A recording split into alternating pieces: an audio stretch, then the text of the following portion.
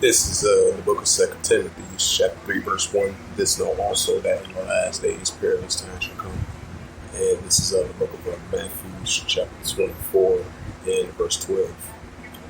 And because iniquity shall abound, the love of many shall rise cold. And Shalom, first and foremost, I give all praises and glory and be honored to Yahweh, Bahashem, Yahweh Shai, Bahashem, Bakakadash, and the Heavenly Father. But your name is Yahweh, and his only begotten Son, Bahashem, and the name of Mashiach, Yahushua. Those are the true names in the ancient Paleo Hebrew, the Mashmakadash tongue. And I say Barakabam to the elders and apostles, what Akima Akwaf, and I say Shalom.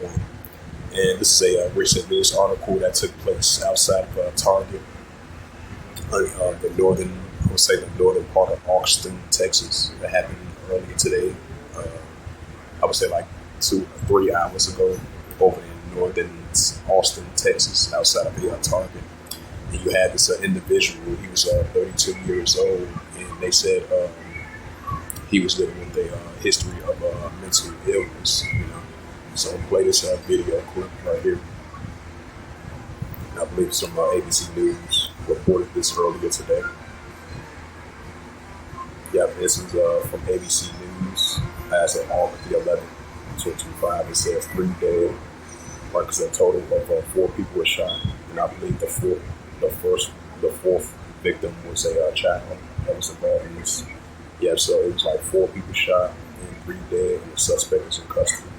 Let's say a 32-year-old male. He was dealing with, he had a history of mental illness, and he had a worm of the law because he's known to them. So he had mental illness. Because I believe he shot and killed like 3 people and injured a 4th other. And then he stole he hijacked like 2 cars, and then the local authorities was able to get him into custody. So play this video clip right here. Just joining us. There was an active shooter situation in the parking lot outside of that store. Austin police officials have just confirmed that 3 people were shot and killed. We know that 2 were pronounced dead there on scene, according to EMS officials. 1 was transported to an area hospital where they were later pronounced dead. A 4th person was injured in this. It's unclear if they were shot or not. They, at least according to EMS, are expected to survive. They have a male suspect in custody, Austin officials say. They describe him as a 32-year-old man with what the chief of police, Lisa Davis, there says is a, quote, mental health history. One more thing here. Chief Lisa Davis, again, of the Austin Police Department, told prior to this media conference, our affiliate in Austin, KView, that one of the wounded individuals there does involve a child. A child is among the 3 wounded there, again, according to the Austin Chief of Police. There was a dramatic series of events after these shots rang out. Austin Police described the shooting happening just in the parking lot of that Target store. They then say the male suspect hijacked a car, drove that car somewhat of a short distance away from the parking lot.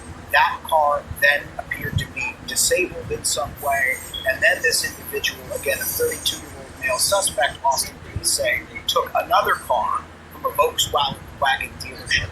One more thing of note here, police say they have no understanding right now of motive. It is unclear if this was a random act of violence or a targeted shooting.